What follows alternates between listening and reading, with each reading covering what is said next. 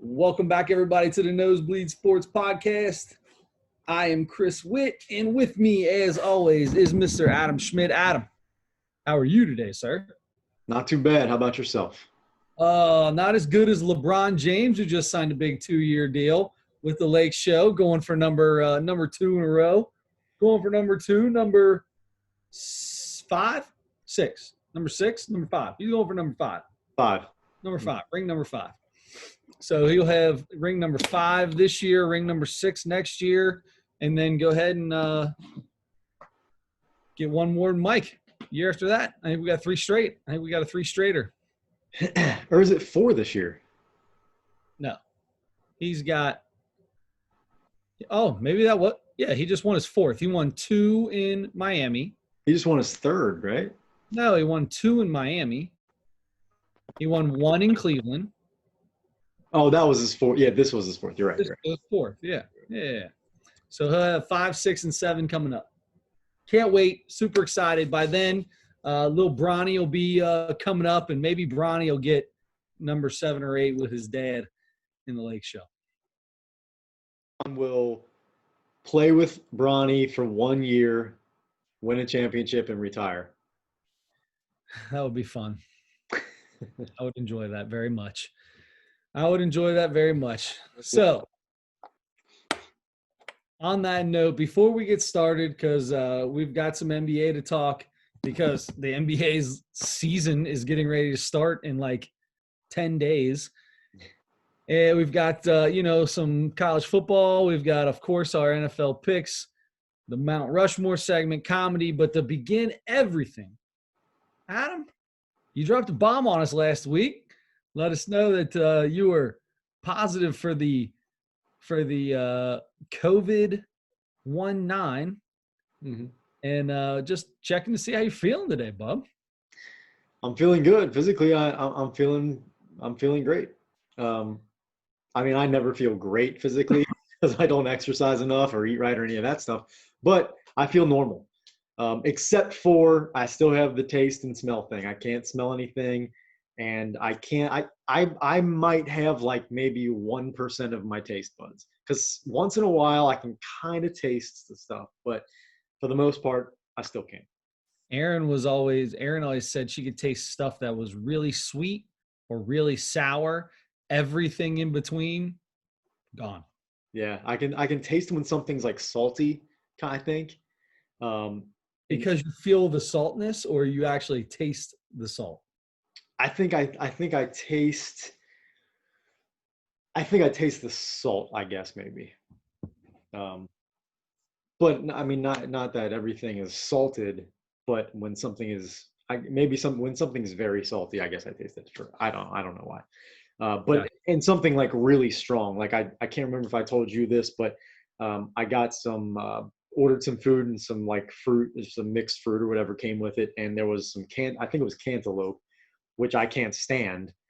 But I'm like, well, this is the time to eat it because I can't taste it. And I cut up a piece and I tasted it, and I could taste it enough to feel like it was still disgusting, so I didn't eat it. Erin, the wife, she was eating salads like crazy stuff. She was eating all kinds of healthy stuff because she wanted to save the good stuff until she could taste again.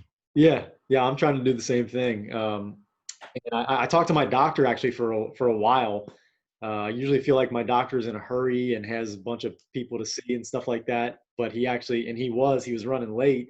So I was sitting in the room waiting for him for a while, just getting a regular checkup or whatever. And so he came in and he's like, "Hey, sorry, I'm running behind." And so I figured he was just going to rush right through everything. And we started talking, and he's like, "So how, have you been staying safe and all that?" And I said, "Well, I've been trying, but I did just have COVID." And he's like, "Oh, really?" And so we started talking, and I was asking him questions about it, and he's keeping up like really closely with it. Of course, yeah. So he was telling me it's like the taste and smell thing, like the part of your brain that's responsible for that, the virus kills that part of your brain and has to regenerate, and that's why it has to kind of grow back or something like the cells do or whatever. Weird, yeah. Yeah, nice. Now I have an excuse to be stupid for a while until that grows back. It was eating your brain. Yeah. I didn't have an excuse before COVID or after, but I get to use that now.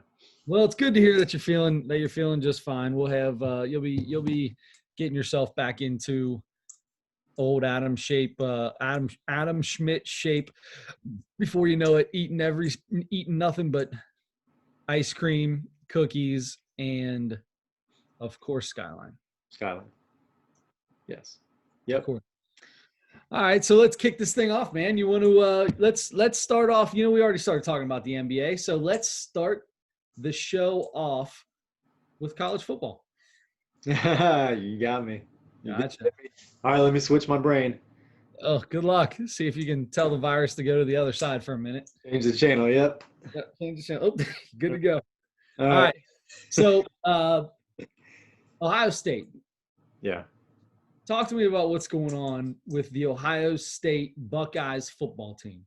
Well, today, the day that we were recording, they made the announcement. The Big Ten, all of the schools in the Big Ten got together and took a vote to whether or not to keep or reverse the rule that they have in place that says that you have to play 6 games in order to qualify to play in the Big Ten championship. There was a rule, and I'm not even clear whether it was just a rule for this year or if it's always that way, but there was a rule that you have to play 6 games or you're not eligible. Ohio State has only played 5 games, and they had their last game scheduled this week against their big rival, maybe the biggest rivalry in college football, the Ohio State-Michigan rivalry. That game, for the first time in whatever 100 and something years, is not going to be played because Michigan is having an issue with a whole bunch of people being out. Well, congratulations to Coach Harbaugh.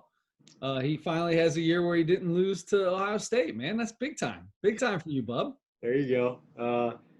Right on. But so they did. Everybody took a vote, and enough people voted to reverse that rule, which means that Ohio State, and they have announced Ohio State is playing Northwestern for the Big Ten championship. Now, first of all, I would like to know what you think about that. Do you think that's fair that at the last minute they reverse the decision or they reverse that rule for Ohio State? I don't see how anyone could say it's not fair if they put it up to a vote for every team to vote. And if majority voted for it, why would anybody consider that not fair? This is already a year, and I'm not an Ohio State like junkie or anything. I don't say I care less about them. I do like Ohio State. If they're on TV, I'll root for them. It's my state, right? But at the same time, if they wouldn't have let it happen because of some silly rule like that in a year that we're dealing with the way that COVID is gone rampant in every school, in every conference, in every area of sports, why not? They're obviously the best team in the Big Ten. Why would they not be allowed? Why would you not want them to play? You want them to play, especially if you're a school in the Big Ten, because the conference gets money if you for going to the playoffs and all those other bowl games, all that stuff. You're getting money and you're getting your school looked at. And if they play in the Big Ten championship, then they win, then they're going to go probably be the 4th seed in the college playoffs, and they'll go to the playoffs. Yeah. So then let me ask you this. If you are Indiana, who is 6-1, their only loss is to Ohio State. Who was their loss to? I didn't hear that. It was Ohio State. One more. Something's wrong with my computer. Who'd they lose to? Yeah, I see what you're doing here. Is it Ohio State? Oh, okay. So what are we crying about? Their only losses to Ohio State. But if you are Indiana, though, and you've won all of your other games, and there's been a rule all year saying that you have to play 6 games to qualify, and then they changed the rule at the end.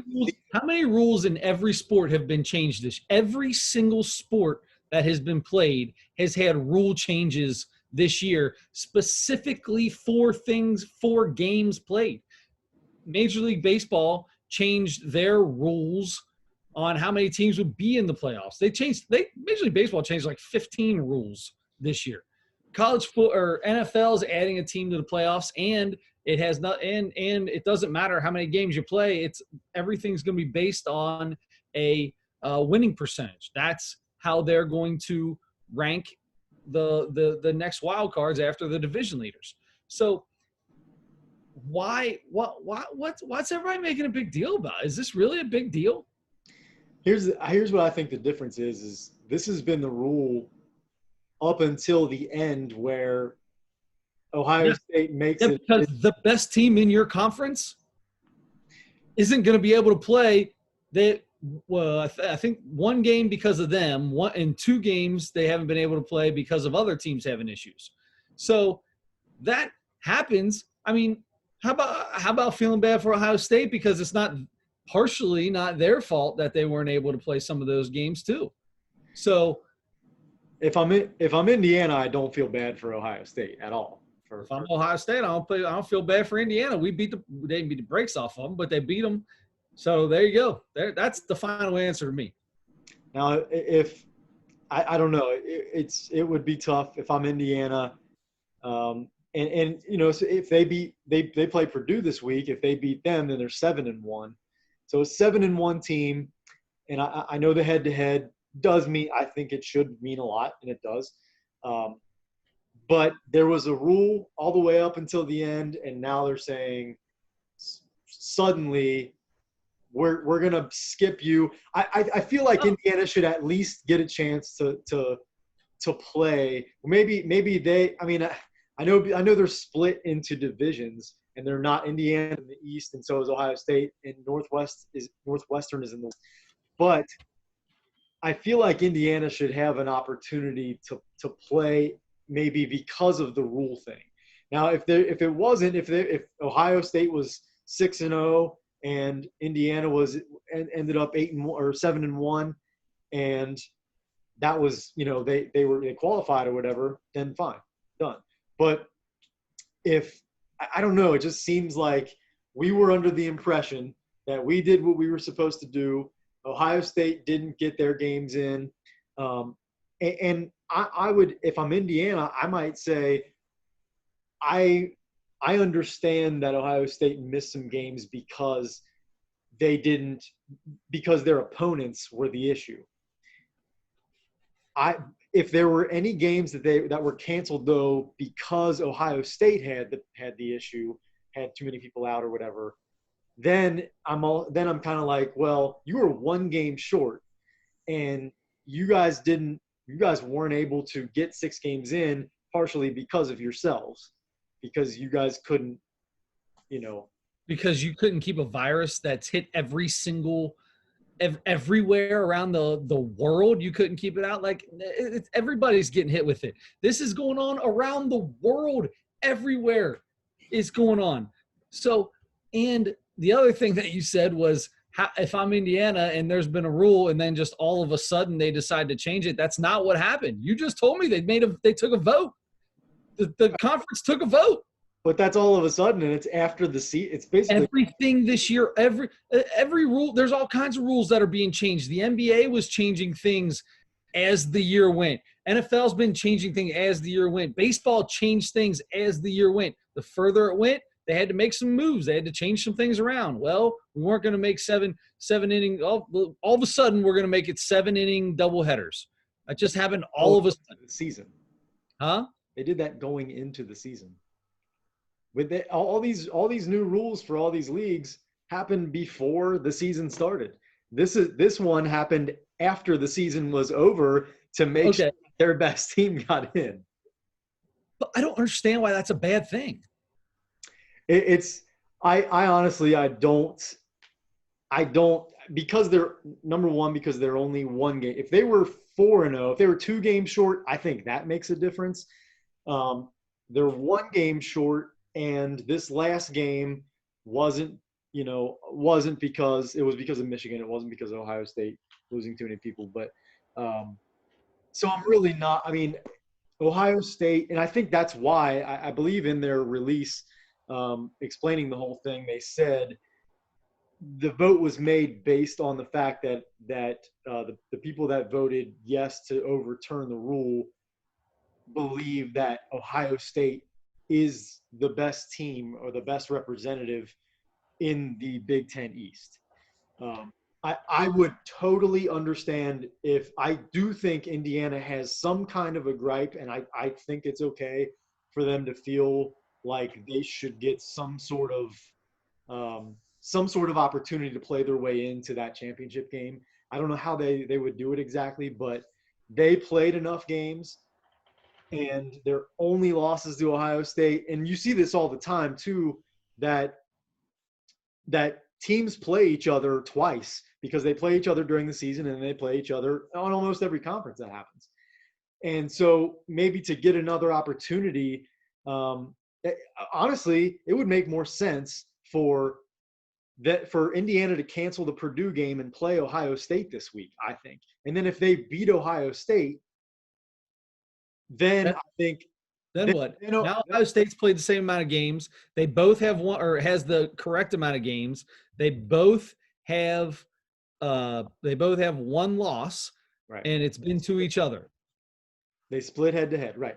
So then whatever happened, maybe they would have to play a third time. I mean, that's now we're talking. Okay, all right. Before we get into outer space and start trying to go to Mars or Venus or somewhere crazy, let's take a step back. Let's take a step back. They're not going to play each other 3 times in a season. We don't have enough time left.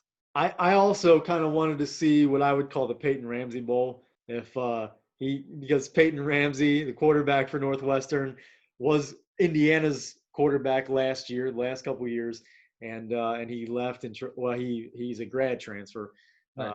So he transferred to Northwestern, and to be able to see them play in the championship, to see him play his old teammates in the championship game the next year would be fun. But it'll be cool. I'll tell you what, I'm the same as you. I'm not a huge Ohio State fan, but I'll root for Ohio State because they're close in proximity. I know a lot of Ohio State fans. A lot of people can't stand Ohio State because they think they have obnoxious fans. I've seen some great Ohio State fans too. So that doesn't really affect my opinion on them. So I'll root for Ohio State. But this week, because Peyton Ramsey, if you're listening or watching this, went to the high school that Chris and I went to. So I'm rooting hard for Northwestern. I watched more Northwestern games this year than any other college football team. So I'm rooting for Northwestern, honestly, to beat Ohio State, because that also would give UC a possible opportunity. Still probably not, because there are a couple other teams above them in the rankings, but it would mix some things up and possibly and give somebody else an opportunity. So anyway, I wanted to see what your opinion was on that. I know there's going to be a lot of talking points for people for and against it tomorrow in the media, because they made that decision this afternoon. Or tonight. They're the best team in the league. They beat Indiana already. They just beat, their last game was against Michigan State, and they beat them by like 45 or something ridiculous. Yeah. They're the best team. They have the best players. They have the best quarterback in the league. No offense to Peyton Ramsey, but this Fields kid is legit, unbelievably good. Yeah. They voted. The rest of the conference voted, man. I'm sorry if you are Indiana and you feel bad or you feel cheated or what it got put up the vote, man. That's fair and square to me. You're going to put it up the vote and I lose, boom, it's over. Unless you're Donald Trump. So I was just thinking, did Northwestern play Indiana? And I thought they did, but they did not. So what I was kind of starting to say before, which, I mean, to be honest with you, within conferences, to have divisions, if it doesn't really, I don't know, if it kind of almost feels like it's like an NBA thing where does your division in your conference really matter? I don't think it's in college football it does, though. Because so? Oh yeah, big time, because there are some teams in the other division that you aren't even going to play. Mhm. In NBA, you're playing your whole division, right? So you're still going to play everybody, even if they're not in your whatever they call it in your division in NBA. But in college football, yeah, and the winner of each division play each other to play in the championship game. So that becomes big. It's its own separate identity. It's not But like that's NBA. They divisions are completely useless. I have no idea why we don't just have conferences. But I mean, does it have to be that way though in college football? Like, I mean, it's just for scheduling purposes, I guess. If you're not going to play everybody, and you aren't, if you're in the Big Ten, you're not going to play all Big Ten games. So I guess that's why you have the divisions. But even so, if the idea, and by the way, if you voted with the idea to change this rule at the last second to get who you think is the best team in the league in, if you can make a decision like that and make a change like that, so suddenly and at the end of the year, then maybe Northwestern and Indiana cancel their games this week and play each other, and then the winner of those two games, then you have clearly the two best teams aside from Ohio State playing each other. So then Indiana has an opportunity since they went 7-1, 6-1 or whatever. Here's what it is, man. It happens all the time. There are teams in the NFL that win their division with a less than 500 record. And then a wild card that's got 11 wins has to travel to that team to play. You know what? It's the way it works. This year's different, so they voted on one rule to be changed for 1 year because of what's going on. Everything else, the way conference championships are designed and everything like that, same way in the NFL, the way the playoffs are designed, this is what it is, man. Got to live with it. If they voted this down, then Ohio State would have to live with it. It is what it is, but they didn't vote it down. That's simple. I got you. It's no matter what either one of us think about it, that's the way it is. Ohio State versus Northwestern in a couple weeks for the Big Ten championship. So that's the way it goes, and we'll find out. I mean, I'm sure Ohio State is going to be probably a pretty big favorite in that game, certainly. Because Michigan State is Northwestern's only loss, and Ohio State, like you just mentioned, Eat the brakes off of them. beat Michigan State pretty handily. So, but that'll be fun. That'll be fun if Northwestern gives them a game and maybe has a chance to win at the end or something like that. But anyway, that's really kind of all the that's all the thunder I have for that, because I wanted to kind of make an argument for Indiana and for changing rules at the last minute, but I don't feel passionate enough about it to really.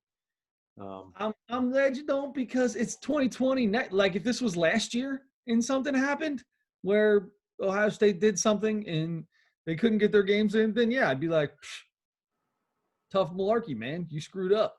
You know, whatever happened. But this year's a little different. I got you. All right. Well, moving on to what you almost tricked me with to start the podcast. Let's go actually into the NBA because we did mention that first, and we talked about LeBron James, right? And we kind of had a little fun with is he going to win the next couple championships and three-peat, and then the last one's going to be with his son, and then he's going to retire and ride off into the sunset, and then his son's going to be the best player in the league for the next 20 years after that. I don't know if that's going to happen, but yeah, no, I don't anticipate that happening. But LeBron has been in the news, and you mentioned his contract. He signed recently, 2 years. I think it was $85 million, which sounds really low when you see some of these other contracts that guys do. But there are so many crazy rules and crazy things in the collective bargaining agreement, in the way the salary cap works, and the max deals and the super max, and you get all these incentives to sign with your team. And I just saw that yesterday, where Giannis, if he signs with the Bucks, if he doesn't sign with the Bucks, he'll be leaving like $80 million on the table or something like that for 1 year. So it's It's really crazy. crazy, but that's the reason LeBron had a smaller deal, is because he's not eligible for the Supermax because he just has 1 year with this team. Right, right. So anyway, so LeBron, we talked about how he will be playing. He just won his 4th NBA championship. His 3rd one was the one he won in Cleveland, and that was with Kyrie Irving. That was their 2nd best player, probably. They had Kevin Love too, but by that time, Kyrie had passed Kevin Love probably as far as best players. Without a doubt. So Kyrie Irving is really, I was going to say polarizing. I don't know if that's the right word for it, but he has made a lot of statements that have raised eyebrows over the years. He had the flat earth thing that people still, make fun of him about. He said all kinds of things. And he had last year or 2 years ago, he actually called LeBron because he had things to say. He didn't exactly get along with LeBron, or they didn't exactly connect or whatever while he was in Cleveland, and he wanted to be the man, he wanted to be the leader and that kind of thing. LeBron it was LeBron's team. And then Kyrie went and became the best player in Boston and called LeBron and said, I am sorry. I didn't realize how hard it really is to lead an entire team and be the best player and be the biggest leader on a team. And he called him and talked to him and got advice and that kind of thing. So everything was all good with those guys. And then Kyrie came back out. He made 2 statements in the last week. The first one was that he decided he was not going to talk to the media at all this year. Yep. He said due to the conditions of what's going on in the world right now, he doesn't feel like he's in the right headspace. Something to that effect, wasn't it? I don't know that if he said that, then what is it exactly that I want to know exactly what he's talking about. Is it he'll read you a statement and let you know, but he's not going to talk to the media. Tell them. You're right. So I can't ask him that question. I can't ask him the question because he's not talking to the media. He is going to just release statements, which obviously doesn't, then the media members can't ask him questions. So he gets to tell you whatever he feels like telling you or talking about that day. It might be better because a guy like Kyrie could release a statement that is great for everyone. Yeah. Yep. I don't see this lasting long. Plus, don't they have obligations that are in their contract about talking to the media? Yeah, I thought there were. Obligations as part of the collective bargaining agreement, maybe, but I don't know. Maybe not. I don't know how he's going to get away with that. I would imagine the league will step in and either fine him or talk to him about it or something. And Adam Silver has such a good rapport with those guys that I feel like he'll be able to. He will either reach out to Kyrie and say, "Look, come on, man, give me a break here," or he might get in somebody's ear that he knows Kyrie is. He might get in Kevin Durant's ear about it, which that's not the right guy to do it because he's kind of done the same thing too. He's had a that dude's just as nutty as Kyrie is. Yeah. So. Kyrie also, by the way, a couple weeks right after Steve Nash was hired as the Brooklyn Nets head coach, said, "We don't need a coach." Right after his new head coach was hired, said, "We don't need a coach. I can be a coach. KD can be a coach. We can coach ourselves." So that's got to be awesome for Steve Nash walking in on his first week, hearing that from his team. Oh, this will be easy. These easily coachable guys. This is making me more and more want to say that Brooklyn has no chance. Really? So with Kyrie healthy, with KD healthy, with the other guys that they had, and they made the playoffs, and they had, Karis LeVert and Spencer Dinwiddie and all those guys. I'm telling you right now, you have 2 of the top 5 scorers, maybe 2 of the top 3 scorers just flat scores in the league. I mean, James Harden, guys that can do anything at any time from anywhere on the court. James Harden, Russell Westbrook, Kyrie Irving, and Kevin Durant are probably the best in the league at doing whatever they want with the ball at any point in time. And you even have guys like Luka Doncic and a couple other guys, and Giannis maybe to throw in there too. Giannis on a different level, though. Giannis can't do all the things those guys can do. Those guys literally can do anything. Yeah, well, I mean, the only thing Giannis can't do is shoot from the outside. Right, and Kyrie's the best clutch shooter in the league. So when it comes to scoring, to me, that puts him a little bit ahead. More versatile, yeah, because he's the best guard at finishing around the rim, especially in traffic against big guys. Any kind of reverse, any kind of adjustment in the air he has to make, the guy is an unbelievable finisher at the rim. So yeah, I agree with you. They have some incredible score. Obviously, two of the top scorers in the league, like you said, and but Kyrie's big thing was talking about Kevin Durant. He said, "This is the first teammate. KD is the first teammate that I feel comfortable with taking the last shot. That I feel confident in taking the last shot. Him taking the last shot, not." Yeah.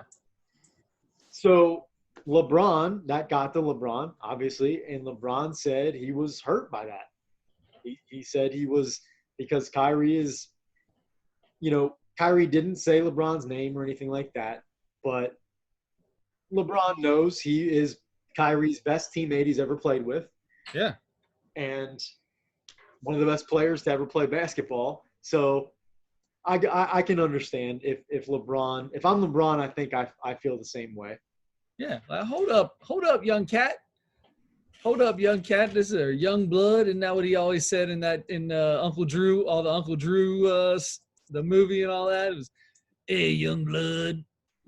Anyway, so he was on, was it with Richard Jefferson, I think, on a podcast, and he was saying those things, and he was like, man, when I played with Kyrie, I wanted Kyrie to be the MVP of the league. That's what I wanted. And to be honest, he gave Kyrie every opportunity to do that. He let Kyrie have the ball in his hand way more than he's ever let any other teammate have the ball in their hand. Yeah, maybe Dwayne. Name anybody else that's had that had the ball in their hand more with LeBron than Kyrie. I was thinking maybe Dwayne Wade, but maybe not. And Kyrie is also maybe the best ball handler in the league. So that was also a different LeBron too. That was a different LeBron James at that point. But yeah, you might be right. Yeah. And as he gets older, I mean, I would think he's going to, and we saw that a lot actually last year, he's going to give way to AD a lot more. Yeah, but he's still the focus of the ball. The ball still centers around LeBron, and LeBron did a lot to get the ball to KD, yes, and KD did a lot, but the ball still started with LeBron and then moved around to get to him. Yeah, I don't know. It was but Kyrie he probably maybe inadvertently took a shot at LeBron, but I don't want to say that Kyrie Irving meant to say that LeBron, he didn't trust LeBron, or LeBron wasn't a clutch player or anything. I'm not going to put that on Kyrie because he didn't say that. If you want to say, yeah, he did. You think he said that on purpose? Oh, no. You said you don't want to put it on him because he didn't say it. Well, that's exactly what he said. He didn't say LeBron's name, but if you played with LeBron James, especially if you played with LeBron James and won a championship for the first time in a city's last 50 years or whatever, and the biggest hoopla in the world surrounded around it, and LeBron, the best basketball player in the league over the last 15 years, then I'm going to go ahead and say you don't forget about that guy as part of your your life in the NBA. But here's the thing. I mean, I might trust, if you're talking about taking the last shot, I might trust Kevin Durant more than I trust LeBron James to take that last shot. Sure, of course. And that's what I mean. I He's would saying specifically Kevin Durant, he trusts. I guess he said I think he said it's the first time he's played with somebody that he trusts. So I guess that's the wording. It's the first time. You say that I trust him more, that's fine. I trust Kyrie more than I trusted LeBron. That's the reason Kyrie, to me, I think Kyrie was the one to take that last shot in game 6 or whatever it was when they to push it. It's exactly what I would have done in Cleveland.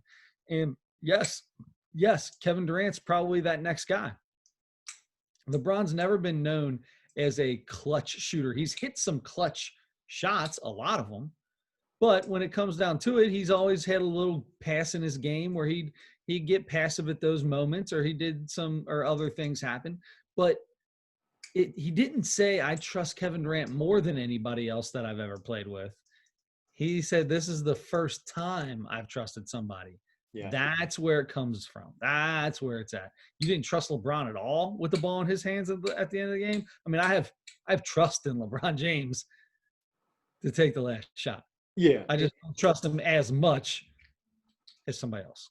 Yeah. And LeBron took a lot of heat for not taking, especially earlier in his career, not taking some shots, giving up the ball in the last play.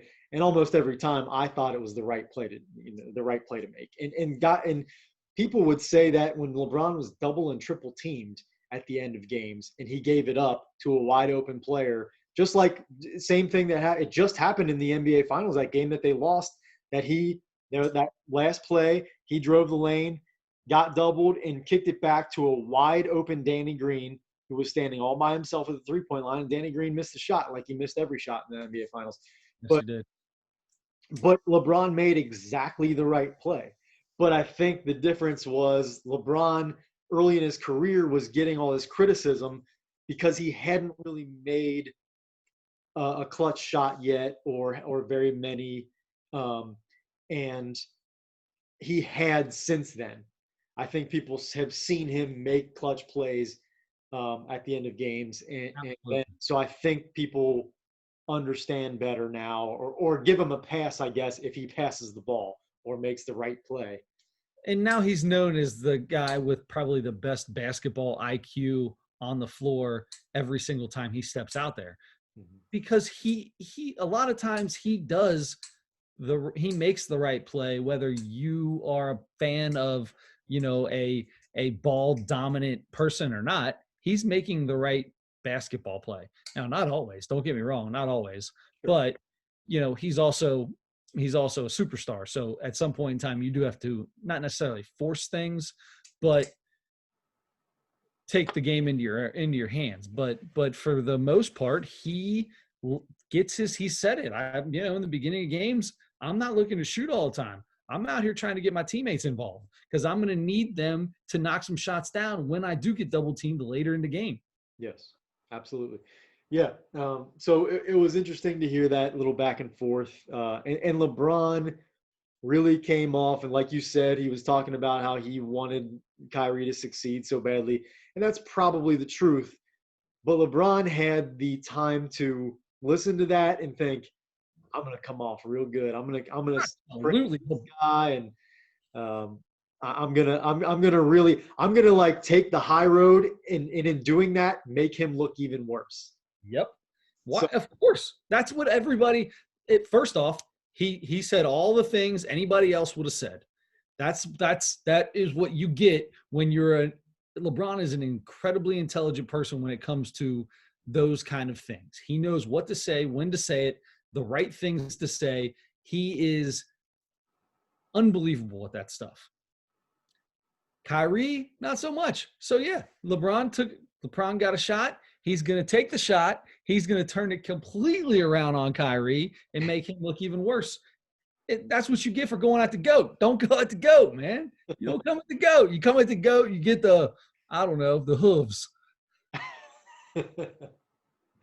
I like that. I don't think I've heard that. You got to trademark that. There you go. Mess with the goat, get the hooves.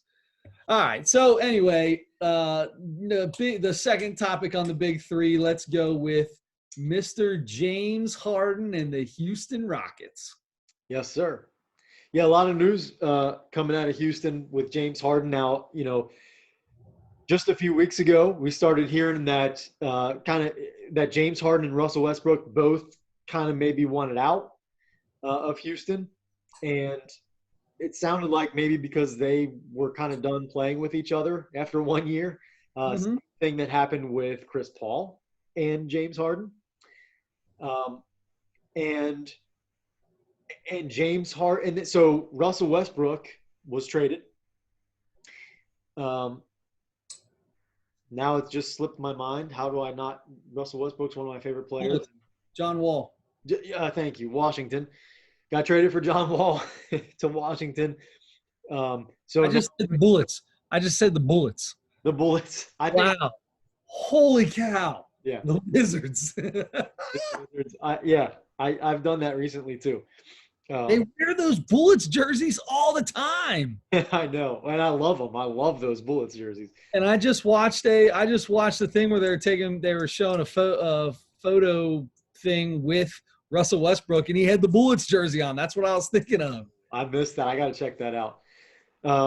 So anyway, so James Harden has another new All-Star teammate.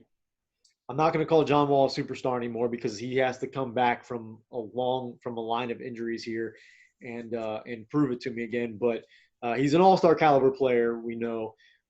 So bring in another guy. But from what I understand, James Harden is still interested in possibly going out because he said specifically when they first came out about maybe him wanting to leave that he wants to be traded to the Nets. So add James Harden to a volatile Kyrie Irving and a volatile Kevin Durant. I hope that Steve Nash has a psychiatric degree. He's going to need he's going to need to hire Phil Jackson as an assistant or something like that. Oh my God. Psychiatry that's going to be needed there. But so it doesn't sound likely that that's going to happen. I mean, they would have to give up everything else they have to have those three guys on the same team. But now we are hearing, though, another team that's a very good possibility is this Philadelphia 76ers, which I think sounds like James Harden is probably fits a lot better into what the Sixers have than what the Brooklyn Nets have. And also Daryl Morey, who was the longtime GM for the Rockets, is now the GM for the decision maker for the Philadelphia 76ers. So that would make sense there too. So it'll be really interesting if they decide to. Now training camps already started, preseason games start in a couple days. So it's getting late. It's getting late in the game already. Like you said, it's 13 days until regular season games start in the NBA. So it's under 2 weeks. And so if a trade's going to happen, it's going to happen real soon. Or I don't think it's a trade like that big. I don't think is going to happen during the season, unless something huge happens and things blow up and James Harden just flat out refuses to play. You have to trade me, and I'm not going to do anything. So very interesting. But he was holding out basically from because he wanted out. He didn't show up to training camp. Apparently he just showed up. So he's got to pass. And now I was telling you this before we started here. I only saw a headline. I haven't looked into this yet because I just saw it a minute ago. Somebody is saying that he has to pass 6 consecutive COVID tests to be able to work his way into the Rockets team.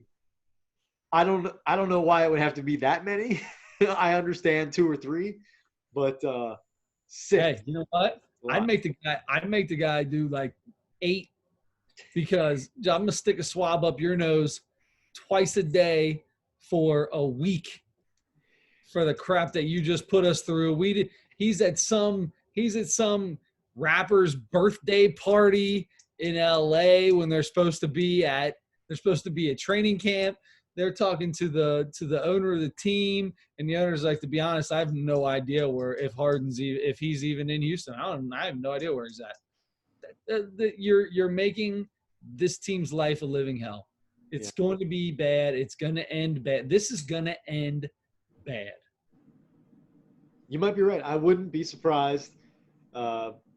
James Harden is a guy that is a little hard to read, I think, sometimes, because I've heard that he can be a pretty isolated guy, but he does have all these famous friends, like you were saying. He hangs out with rappers and stuff like that. So I don't know, and I'm sure he has friends in the league, but he's hard to get a real read on, a good read on, and he's been unhappy with Chris Paul and with Russell Westbrook now. He's had a hard time playing with other stars, and he has that really unique style. He's going to be the third best player on the team.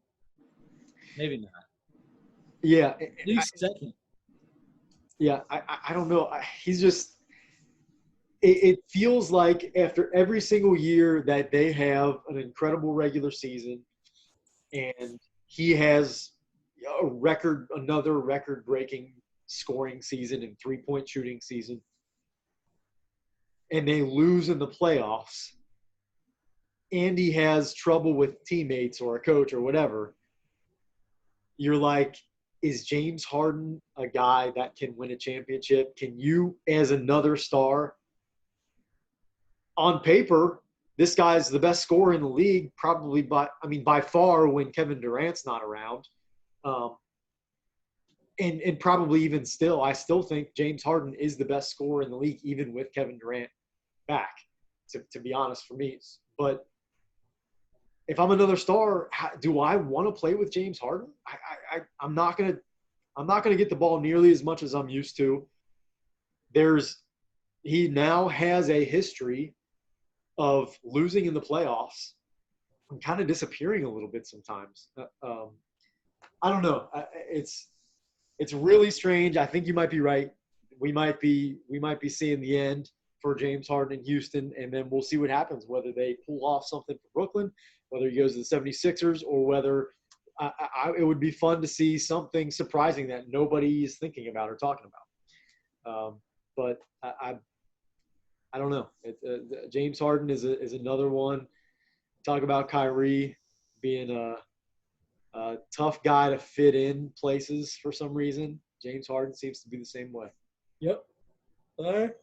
So let's go ahead and put them together. That sounds like an awesome idea. Yeah. I mean, that would be the most fun to be a beat writer for the Brooklyn Nets, and you have those three guys on that team. That would be crazy. They're gonna every newspaper in New York's or New Jersey or wherever is gonna have to hire several people just to hunt down Twitter accounts.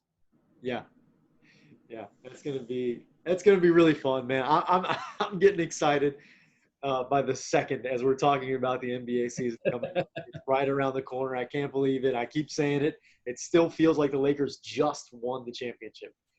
It feels like the finals just happened, and we are right back into the new year here. So I'm gonna just probably end up saying this every week until we get into which is only going to be another week or two until games actually start. And I'm just gonna sit here and watch games because I'm gonna be off work for 2 weeks. So I mean, I think we should, unless you want to go on to a third thing, I think we just skip a third thing for our big three and call it a big two right now. We'll call it the James Harden, John Wall big two this week. And then because I'm excited about our Mount Rushmore this week, Chris. Yes, me too. The Mount Rushmore we have for this week is our Mount Rushmore of wrestlers, professional wrestlers. Now, let's just jump right in. Please give me your four and whoever else you had on the outside looking in like we always do. Okay, so I wrote down 4 people last week. Okay. And I have had the fourth just kind of trying to figure out. I've got a list of fourths. I feel like Adam Schmidt right now. So obviously you can't have a Mount Rushmore of wrestlers without Hulk Hogan. Okay, so that's a must. My all-time favorite wrestler was the Ultimate Warrior, so he's on there with him as well. From there, obviously you're going to be able to figure out that I was an 80s wrestling watcher, because my next is going to be the former Cincinnati Red farmhand, Randy Macho Man Savage. Now, last but not least, this is where I'm struggling, because I've got a lot that I like, right? Well, it's not really a lot. I shouldn't even say it's a lot. I'm really going back and forth between a few people. So number one guy who I originally wrote down is when I got back into wrestling in the late 90s, early 2000s, and Sting, the Ultimate Warrior originally with the Ultimate Warrior as a tag team partner when they first got into wrestling. How about that tag team, Sting and Ultimate Warrior? Holy cow! Yeah. So I actually watched some of those old fights and some of their old tag team promos and stuff like that while we're getting ready for this. Pretty funny. So I love Sting when Sting came out with that, and the black bat and the white and black face paint and the long hair. Oh, it was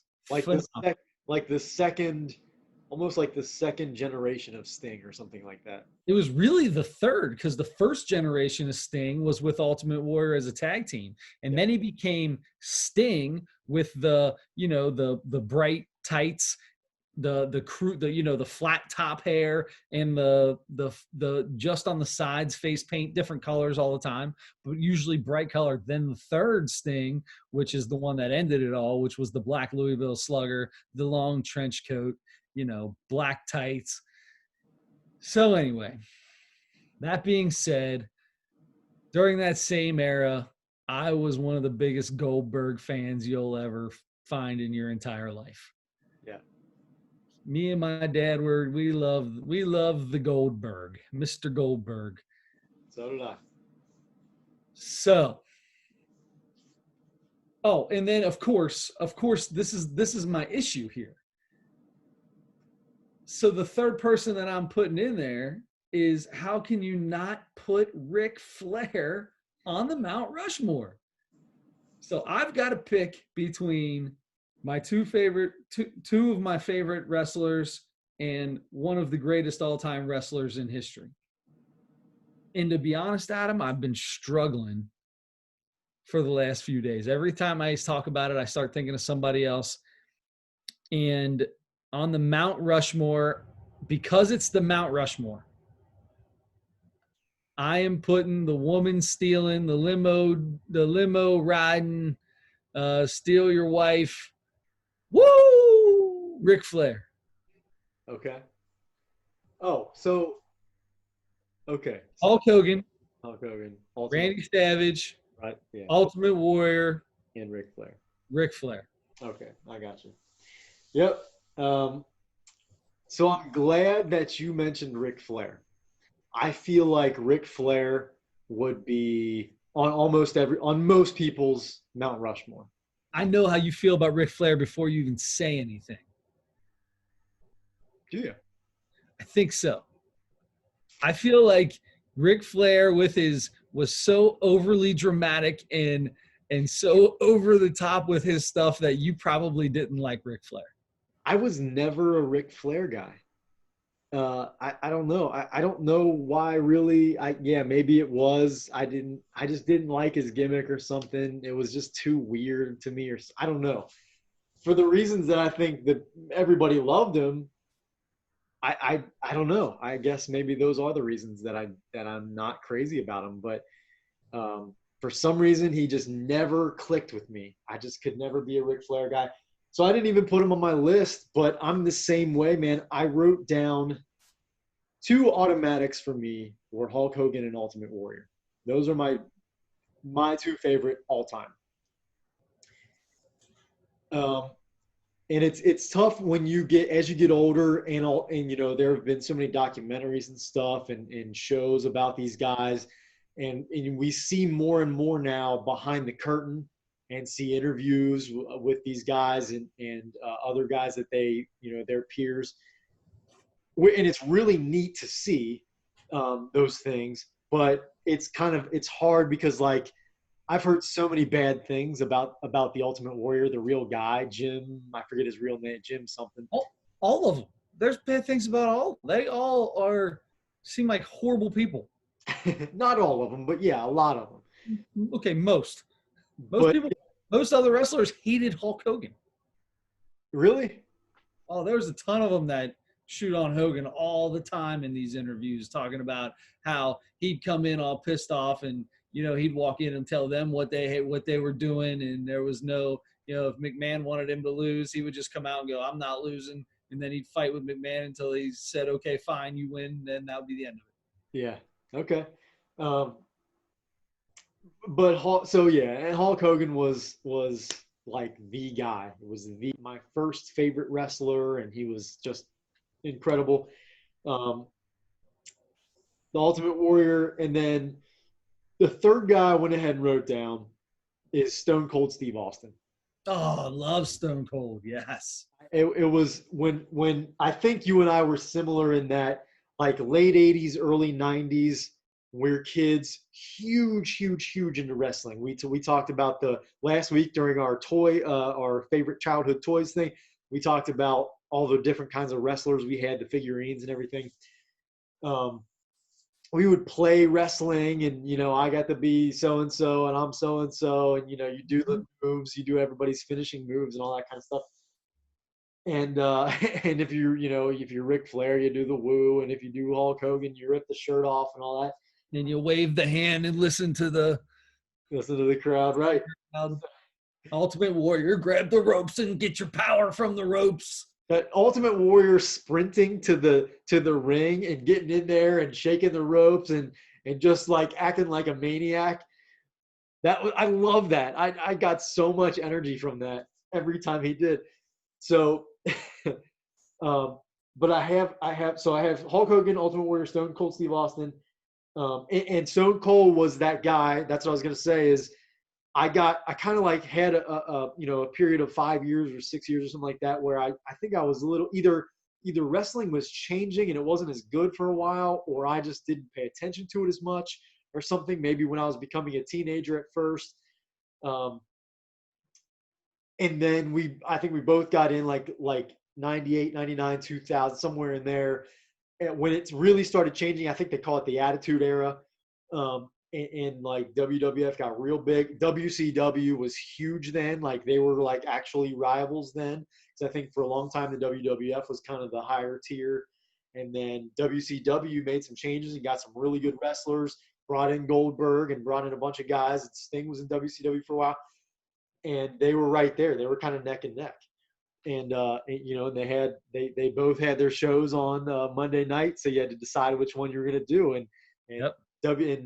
WCW Monday Nitro, I think, was 2 hours. So you watch that for the first couple hours, and then last hour of Raw. Raw was 3 hours, so you watch the end of Raw, right? So, and I would tape Raw. I was a weirdo, and I would throw the VHS tape in there and tape Raw and watch WCW. Anyway, so Stone Cold was like the guy when we got back into it. I feel like.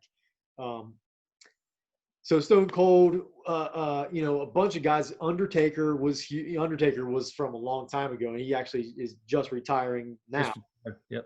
And after 30 years in the business in WWF. So for the fourth guy, that will take me into fourth guy. I honestly still have not made a decision on. So, but the Undertaker is in the conversation for me. Bret the Hitman Hart. I was a big Bret Hart fan. You were part of the Hart. You liked the Hart Foundation. I hated those guys. I hated Jimmy Hart. I couldn't stand Jimmy Hart. Owen Hart always seemed kind of weird to me. God rest his soul. What's his name? Bret Hart. Something about his attitude I didn't like. It was kind of like him and Shawn Michaels both. Like I was not a big Shawn Michaels fan either. Him and Shawn Michaels were huge together. I mean, they talk about that, the Canadian whatever, the last match before Bret Hart went to WCW. It's some kind of, big thing where there was a fast counter. Bret Hart was trying to not win, didn't want to, because when you're leaving and you go hold a title, you're supposed to lose, right? And then you leave. Well, he didn't want to do it, and he fought with McMahon, and Michaels wanted it, and they told Bret Hart he was going to be the winner, and then they told the referee that it was going to be Michaels, and he was going to win on a sharpshooter to put it in his face, and Michaels does the sharpshooter. Bret Hart never taps out, and they ring the bell, and it's over. Yeah.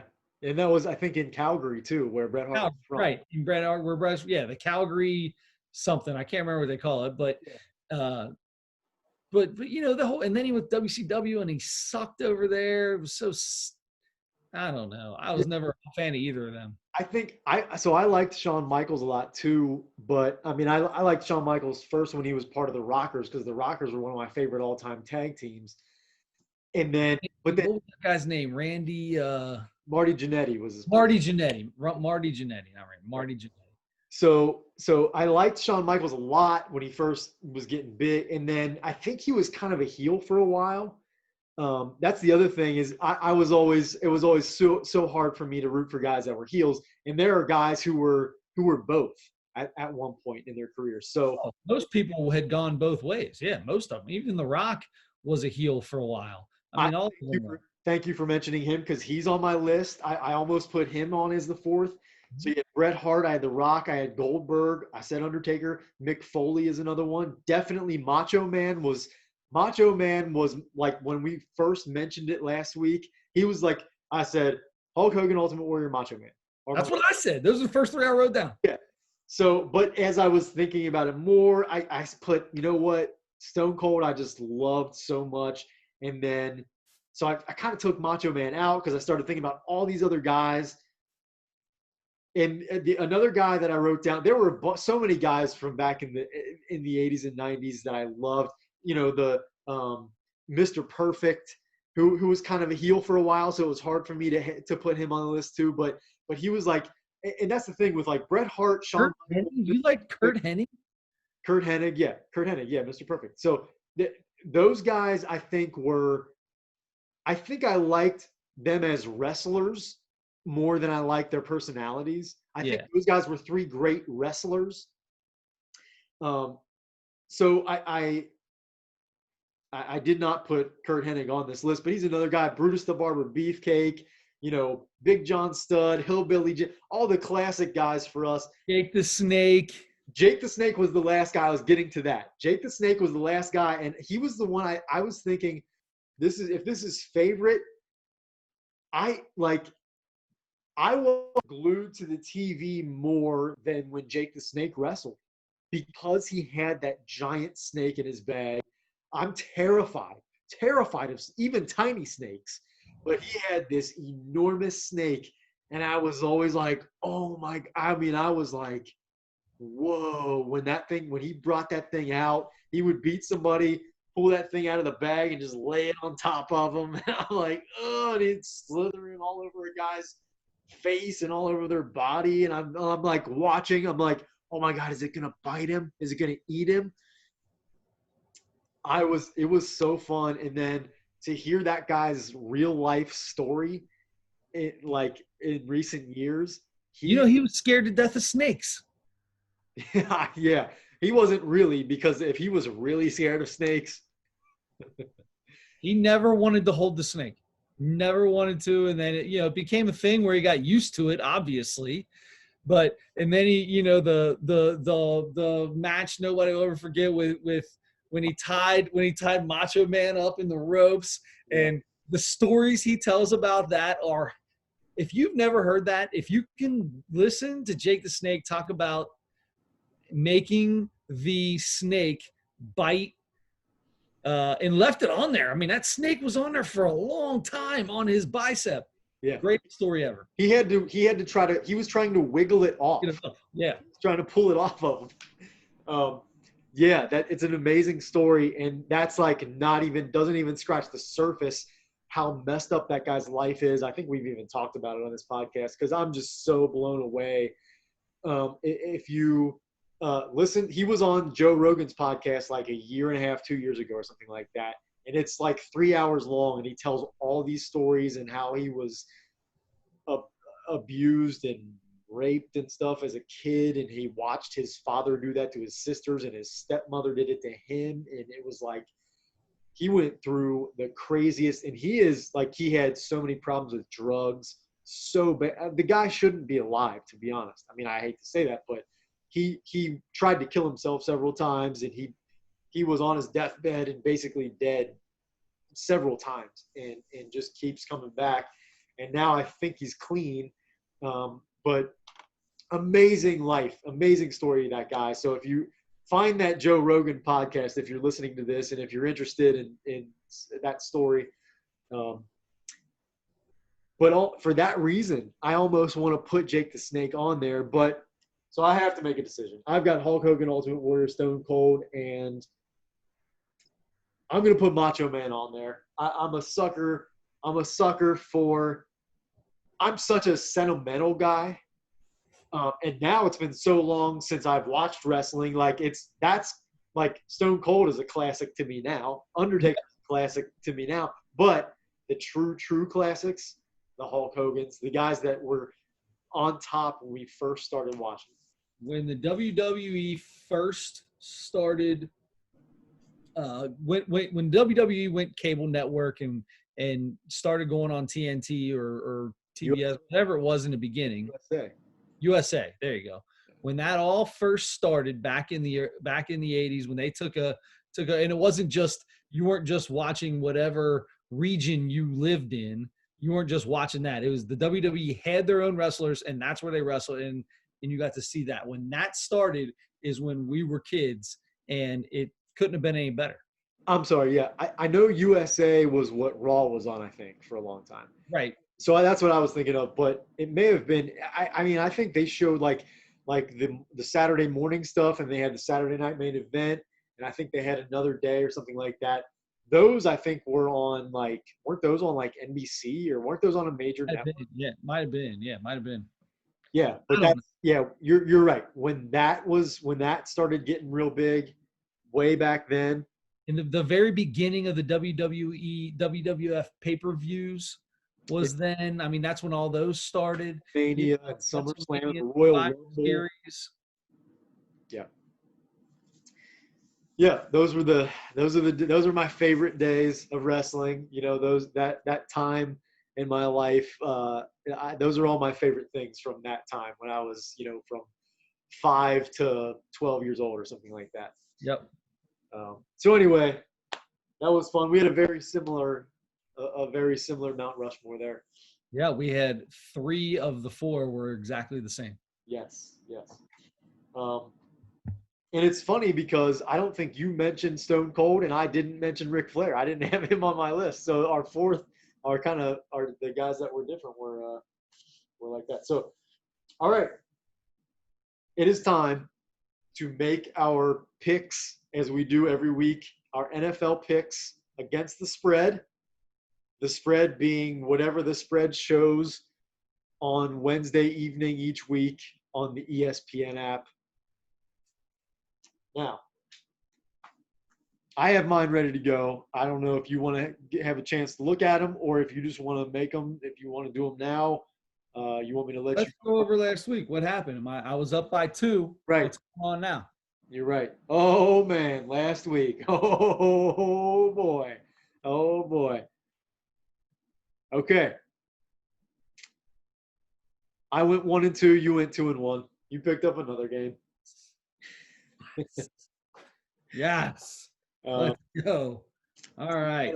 So you picked Miami. Miami was an 11.5-point favorite over Cincinnati, over the Bengals, and they won by 12. So you got that one right on the nose there. Good choice. Um,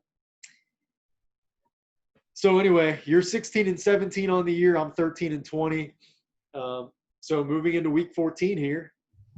I'm getting over 500. That's where we're going. This week we're getting over 500. You're running away with this thing, man. Here we go. We're getting over 500. We still don't have what was our default bet? Oh. I forget already. Do we have to do comedy again? Was that what it was? Another 2 minutes? Was that the default bet? It might be. We're going to figure something out. We've only got a couple weeks left. You already have a 2-minute set, so you just do that one again. There you go. All right. So I'll go first then. And I mean, I'll let you go. I'll go first. All right. So let's see. I'm going to stick, the Bengals were unbelievable at the beginning of the year at covering the spread. They did it for like 6 straight games or something like that. And now it's totally different. And I don't think they're going to cover a 3.5-point spread against Andy Dalton. Andy Dalton's going to come out, and the Cowboys are terrible, but Dalton's going to come out, and he's going to make this team look terrible. As only the Red Rifle can do, I'm taking the Cowboys by 4, even though they only need to win by 3.5. They're going to win by 4. Cowboys 3.5, minus 3.5. And then, this fickle Raiders team, I don't know what I want to do with them. Saints, Eagles.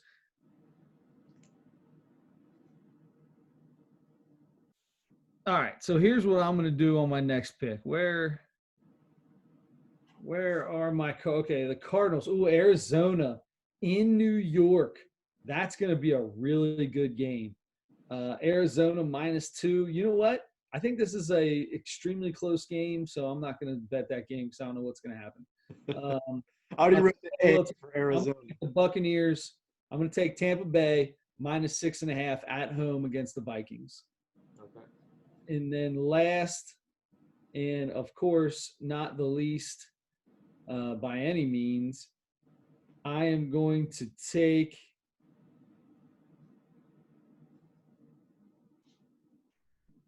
Man, I'm going to take the Chargers plus 2.5 at home. They just got their heads beat in this week, and I think Herbert's going to come out and decide to do something a little different against this Atlanta Hawks. Jeez, oh Pete, I'm switching everything around today.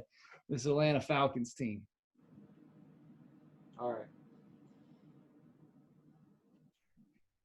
So, all right. Hold on, okay. All right, taking San Diego.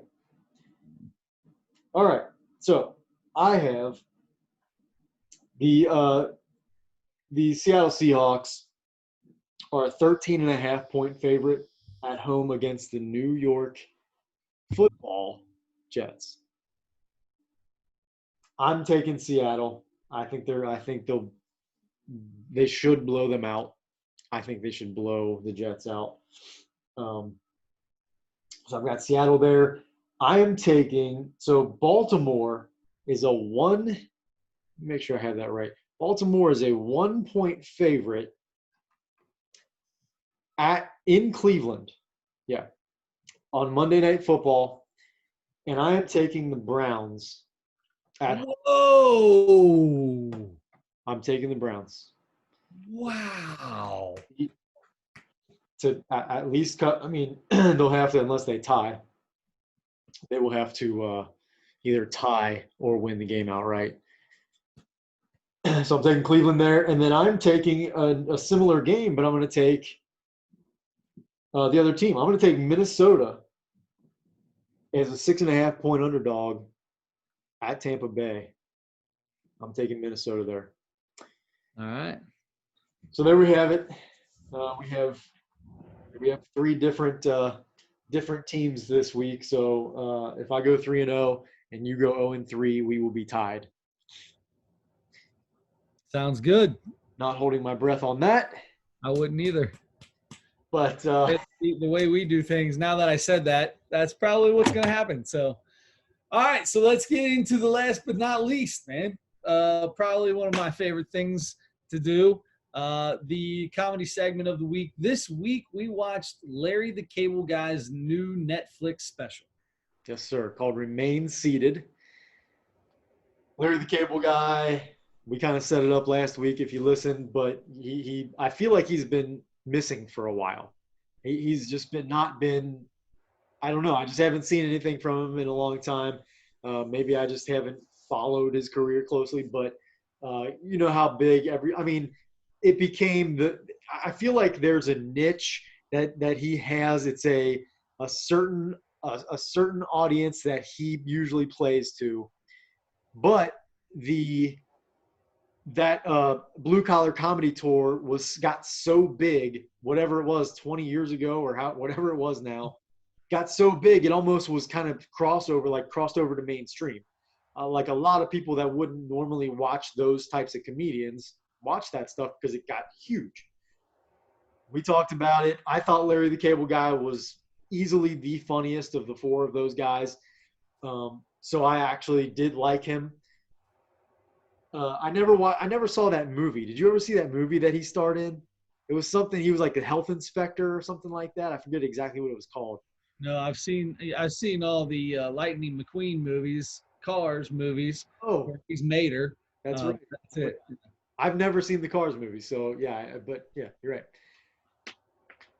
So anyway, it seems like he's been gone for a long time. So it was a surprise when he came on with this. Obviously, this one was also recorded before the pandemic, I think, because about a year ago, because he was talking about it being around Thanksgiving and stuff. So okay, yeah, okay, so yeah, so it had to be last Thanksgiving because there were a ton of people in this theater, and there was, I don't think there were any masks or anything like that, so it had to be. But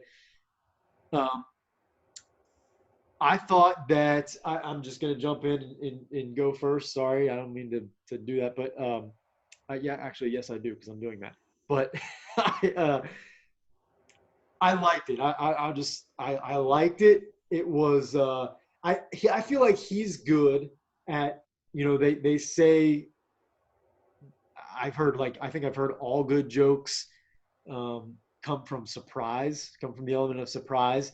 I don't know that all good jokes do, but I feel like he's good at that. I think he steers it in a different direction as I'm anticipating, as he does the setup, the premise. I start anticipating the punchline, and he does a good job of taking it in a different direction or surprising me. So I appreciate that very much about him. He's funny with you mentioned it last week.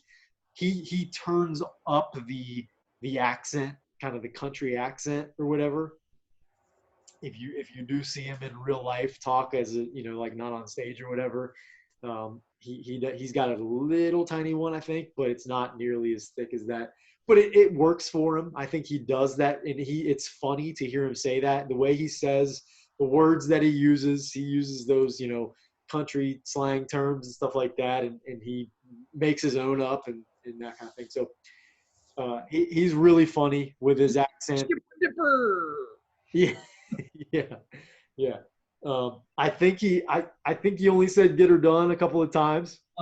Once, yeah. I only saw once. He started it off and he said, "I guess I better say this to get her going. Get her done." He had it on his hat, but that's fine as long as he didn't say it a million times. I was good with that.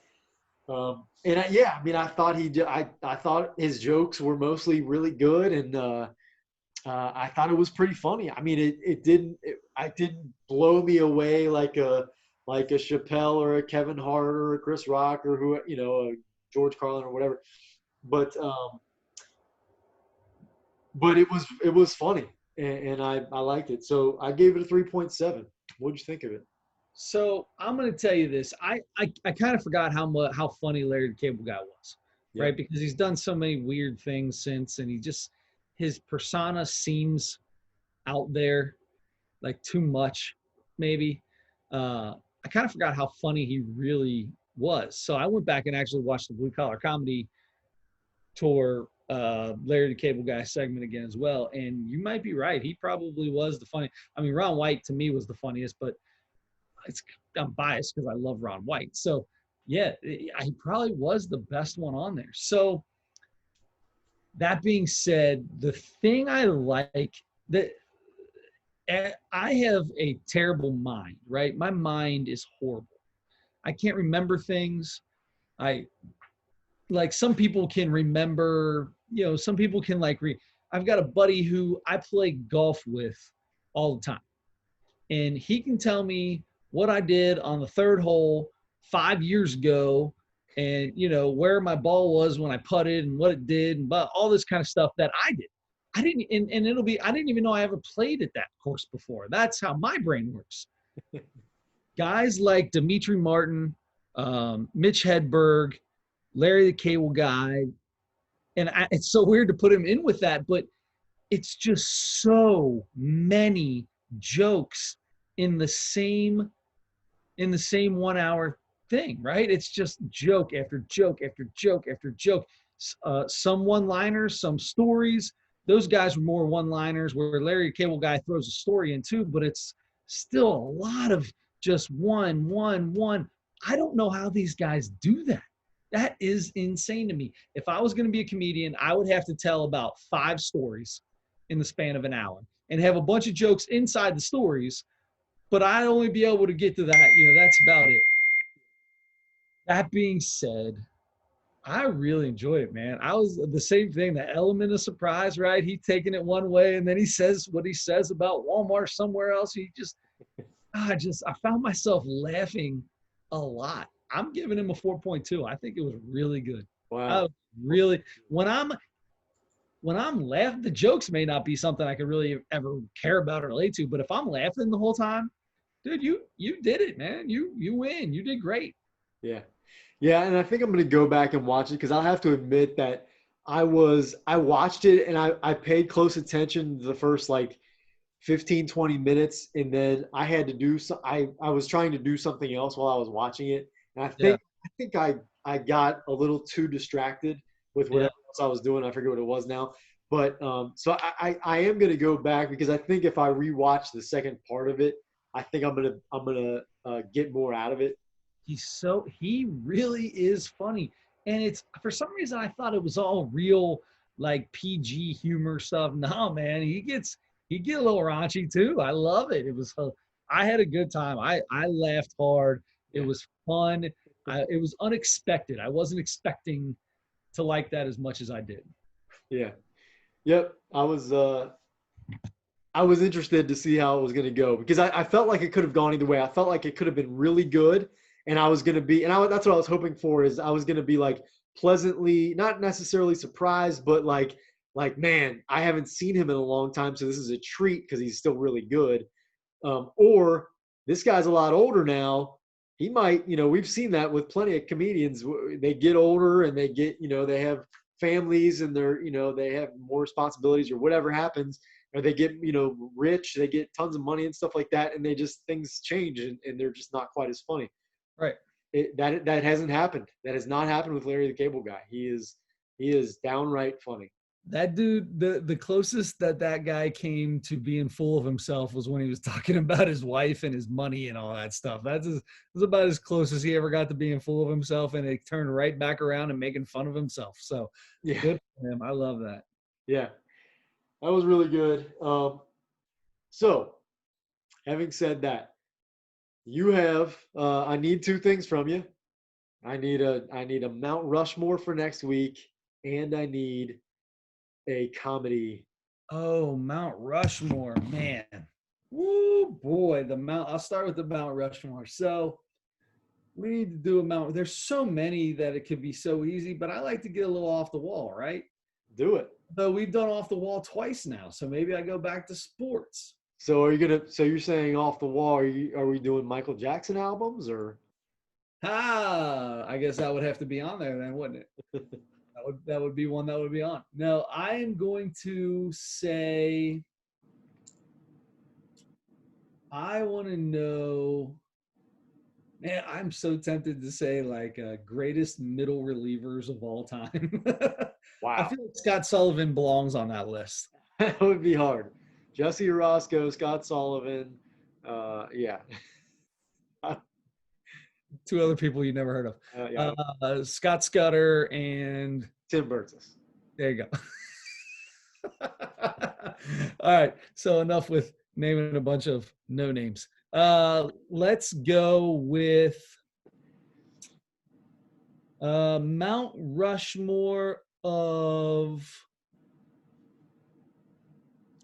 I'm going to say Mount Rushmore. Oh, man, I'll tell you what, buddy. I didn't even think about this. And Mount Rushmore candy. Candy. Mount Rushmore candy. That's And if you have a question, if it's candy or not candy, it's not candy. okay. Okay? So that's simple. Don't come in next week and go, so I got a question for you. Is funnel cake considered candy? No. Funnel cake's a dessert. All right? Don't come in asking me questions. Okay. If you're going to ask a question, it's not candy. So my first one is funnel cake. I got that. All right. Funnel cake, chocolate cake. Let's see. Cherry pie. Yeah. Don't come at me with those. I don't want to hear them.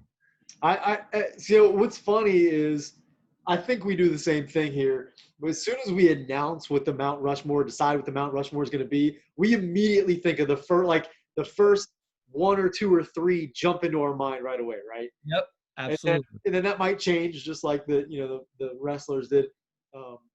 That might change over the week as you're thinking about it or whatever. But I have my first two right now. My first two in my head. Yep, I'm the same way. I got two right off the bat. All right, actually, I think I have four right now. I could go four. I could say four right now. But if you think about it for a week, there's a chance there might be something that you're not. I'm already thinking in my head what I would change one of them to. So there you go. All right, so we'll figure that out. Now, here's where we're going to have an issue because I'm not going to lie to you, big dog. I got nothing. Let's go back in time. Did we ever do let me see here. I'm just going to find some random on here. No, last time we did random, it didn't work out. All right, let's do this. We watched John Mulaney and Ding Dong Head. What was the other guy's name? See, my brain works the same as yours, so that's mine, right. I'll get it. I'll get it in a second. So I'm trying to figure out what the newest John Mulaney would be. We may have done the newest John Mulaney already. Have we? We did a John. I think we didn't. We do a John Mulaney by himself. Was it Well, there's one from 2018 called Kid Gorgeous. Did we not do Kid Gorgeous? I don't think so. Maybe we did. I don't know. All right, give me a second here. We'll figure something out. Man.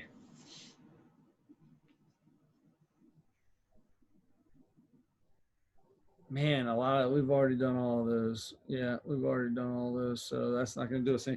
Bud, what's on your Okay. What? Did we do this, dude? Pardon my Icelandic? No, I've seen him. Aldrin. All right. Yeah, we talked about this last week. Let's do that. That's relative. That's 2020. That's from this year still. Let's do Ari Eldrin, Eljarn, Eldejar, I don't know what the A sound is with an accent above it. Yeah, what's the apostrophe above it? Oh, right. I feel like it's Eljarn. Pardon my Icelandic. Eldjarn. Yeah, I got you. Yes. Pardon my Icelandic. It's on Netflix from this year. That's what I'm going with. Good. I'm glad because I was about to tell you the one that I'm going to do next week just to help you out, but that's good. So we'll be able to do both of those then. Yes. Perfect. All righty. That, I believe, concludes our week. Let's see. I got one quick story for you. So today, my father-in-law had a tree that fell over in his yard. Okay? Big old giant tree. So I go over there to help him cut it up, right? I take the chainsaw over. He's got a chainsaw. We're going at it. I think I might have dislocated or did something to my knee. I can hardly walk on this thing. Do you want to hear how I did it? How did you blow your knee out chainsawing something? So as he's up getting his chainsaw ready, I've got the coveralls on. I got my bib overalls on, and it's kind of cold this morning when we went over there. And I was having some issues with the undercarriage, right? Like just things weren't where I wanted them to be. So I was trying to get a little movement down there to flip it from one side to the other, figure out how to move it. So when I do that, a lot of times I'll give my leg a little shake, give your leg a little shake, and it kind of pops them loose from the boxer briefs and kind of moves them a little bit. And whew, all right, that's much better. There's no stickage anymore or anything like that. I did that with my right leg, and my knee popped so loud he could hear it in the garage. And I was in the backyard, and I just fell straight to the ground. And he goes, "What happened?" I said, "I just wanted to move my balls." So I don't know what's going on. We went to the Festival of Lights tonight, and my knee hurts so bad I can't even explain it. All because my twig and berries were sticking together and not in a comfortable position. Okay, man, I'm sorry for your knee. Sorry, but that is a funny story. Thank you. Appreciate that. Appreciate it. I thought you'd get a kick out of that. Shaking your leg out to make an adjustment for the downstairs area, and give it a little shake, and they just kind of rustles the stickage around. You know what I'm talking about. Everybody out there knows what I'm talking about. Everybody can act like they have no idea. Everybody's done a little jiggle move. Everybody knows what's going on. Hey, our female fans might not understand quite, but I feel like I just explained it pretty well to them then. You did. But when you don't have the pieces, sometimes you don't have the equipment. You just can't quite get it. That's true. I never understood like the boob sweat or the the moving of your boobs while you're running and all that. I totally get it now because I got them. Whatever. All right. So I'm glad you you ended the show with that story, because that's funnier than Larry the Cable Guy. There you go. Hopefully. All right. Well, on that note, we will end the show. And until next week, don't forget to turn your headlights on.